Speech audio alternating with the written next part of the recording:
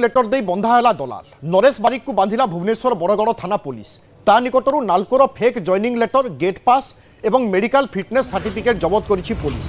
Fake joining letter दे जने युवकंक पाखरु 18 लाख टंका ठकई करिथिबा नै अभियोग होइतिला आउ थानारे अभियोग हेबा परे बांधिछि पुलिस। ठकामीर शिकार होइतिबा युवक हेउछन्ति भुवनेश्वर स्मृति सौरभ सामल।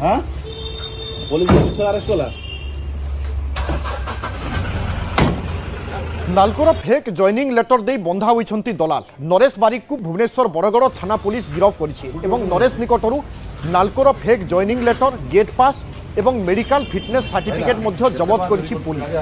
सेहि भली फेक जॉइनिंग लेटर दे जने युवकंक पाखरु ए व्यक्ति जनक 18 लाख टंका ठकई करिथिबा नै थानारे अभियोग होइतिला एवं थानारे अभियोग हेबा परे पुलिस तलाशी आरंभ करिथिला एवं फेक जॉइनिंग लेटर एवं अन्यान्य नकली जिनिस को पुलिस जबत करने सहित अभियुक्त को गिरफ करिछि। ठकामीर शिकार होइतिबा युवक हेउछन्ति भुवनेश्वर स्मृति सौरभ सामल एवं से अभियोग करबा परे पुलिस तदंत आरंभ करिथिला एवं ए व्यक्ति को गिरफ करिछि।